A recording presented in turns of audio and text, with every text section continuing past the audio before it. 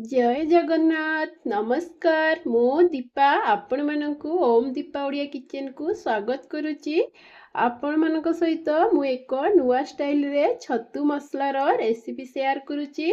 आपण माने एही प्रणाली रे थरे बनेइबाकू चेष्टा करंतु, देखिबे बहुत सुंदर लागिवो, खाइबाकू मध्य बहुत टेस्ट आसीजिवो।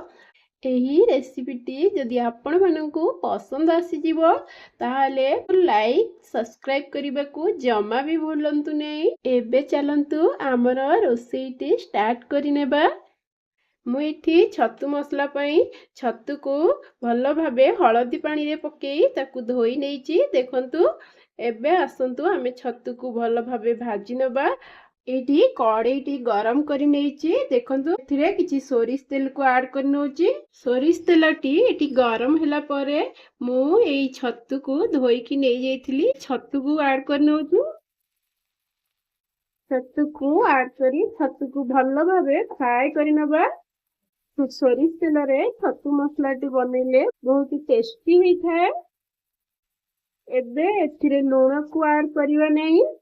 ଲୁଣକୁ ଏବେ ଆଡ୍ କରିବା ଦ୍ୱାରା ଅଧିକ ପାଣି ଆସିଥାଏ। ଏବେ ଏହି ପାଣିଟି ମରିଗଲା ପରେ ଆମେ ଲୁଣଟିକୁ ଆଡ୍ କରିବା। ଛତୁକୁ ଆମେ ଏହି ପ୍ରକାର ଫ୍ରାଏ କରି ନେବା। ବିଲକୁଲ ଆମେ ୟାକୁ କଭର କରିବାନି, କଭର କରିଦେଲେ ସିଝିଗଲେ ଭଲ ଲାଗିବ ନାହିଁ। ଛତୁ ଭଜାଟି ମୋର ରେଡି ହେଇଯାଇଛି। ମୁଁ ଏବେ ଏହାକୁ କାଢି ନେଉଛି। ଏବେ ଏହି ଛତୁ ଭଜାରେ 2 କପ୍ ଦହି ଆଡ୍ କରି ନେଉଛି। हाफ स्पून लंका गुंड को ऐड कर नउची। हाफ स्पून हळदी गुंड को ऐड कर नउची। देखंतु, धनिया गुंड को ऐड करी मध्य नउची। आमे भजारे जेहेतु लूण ऐड कर नथिले, स्वाद अनुसार लूण ऐड करी नेबे। एहाकू मु मिक्स करी मैरिनेट करिया पई 5 मिनिट छाड़ी दउची। मसला प्रस्तुत करिया पई 2 चम्मच सोरिष ऐड कर नउची। 1 चम्मच पोस्त को ऐड करी नउची। गोटे सुखिला लंका दे गोटे फाड़ पियाज को ऐड करी मु एहाकू गोटे स्मूथ पेस्ट बनी नउची। आमे एबे मसला कसिबा पई किछि सोरिष तेल ऐड करि नेबा। तेल गरम होला परे सेतिरे किछि कळा जीरा को ऐड करि नेबा। सोरिष मसला रे कळा जीरा को ऐड करि नियंतु, देखिबे तार फ्लेवर किछि अलगा प्रकार लागिवो।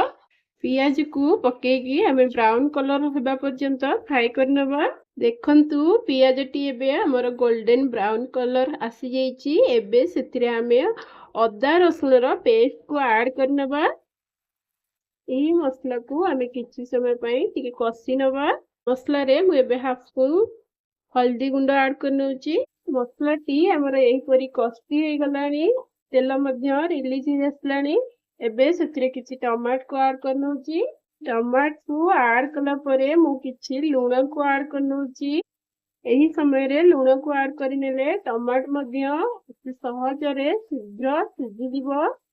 एबे देखंतु, हमर एही मसला रे टमाटो टी भलो भाबे मिसी जाइछि आ मध्य सिझि भी जाइछि।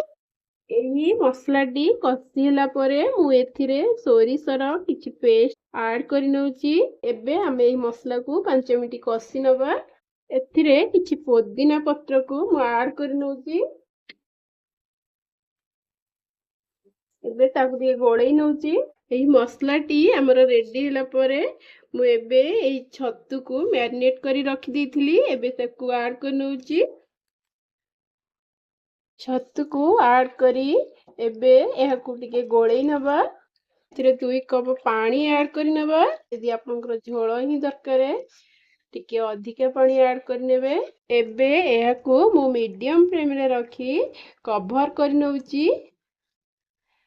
5 मिनिट कवर कर नउछि। एबे आसंतु देखि नबा, हमर एही छतु मसलाटी रेडी हो जाइछि। हमर एठी बेसी झोଳ भी रखिने, आमे टिके ग्रेवी टाइप रो ହେଇछि। आपण एहाकू गरम भात किंबा रुटी सहित मध्य खाई परिबे। शेषरे मु किछि धनिया पत्र को ऐड कर नउछि। आपण माने एही प्रणाली रे थरे एहाकू बनेई देखंतु, बहुत टेस्टी लागिवो। एबे एथरा गोटे प्लेट को काढी नउछि। ଆମର ଏବେ ରେଡି ହେଇଯାଇଛି ଏହି ଛତୁ ମସଲା ବା ଛତୁ କଷାଟି ରେଡି ହେଇଯାଇଛି। ଦେଖନ୍ତୁ, ମୁଁ ଆଶା କରୁଛି ଆପଣମାନଙ୍କୁ ଏହି ରେସିପିଟି ନିଶ୍ଚୟ ପସନ୍ଦ ଆସିବ। ଏହି ରେସିପିଟି ଆପଣମାନଙ୍କୁ କିଚେନରେ ଥରେ ଟ୍ରାଏ କରନ୍ତୁ ଆଉ ଆପଣମାନଙ୍କ ମତାମତ ମୋତେ କମେଣ୍ଟ ଦ୍ୱାରା ଜଣାନ୍ତୁ। ଏହିପରି ନୂଆ ନୂଆ ରେସିପି ଯଦି ଆପଣମାନେ ପ୍ରତିଦିନ ଦେଖିବାକୁ ଚାହୁଁଛନ୍ତି ତାହେଲେ ମୋର ଚ୍ୟାନେଲକୁ ଲାଇକ୍ ସବସ୍କ୍ରାଇବ୍ କରିଦିଅନ୍ତୁ ଆଉ ପାଖରେ ଥିବା ବେଲ୍ ଆଇକନ୍କୁ ପ୍ରେସ୍ କରନ୍ତୁ। ଏହାଦ୍ୱାରା ସର୍ବପ୍ରଥମେ ଆପଣମାନେ ନୋଟିଫିକେସନ୍ ପାଇପାରିବେ। ଧନ୍ୟବାଦ। ଜୟ ଜଗନ୍ନାଥ।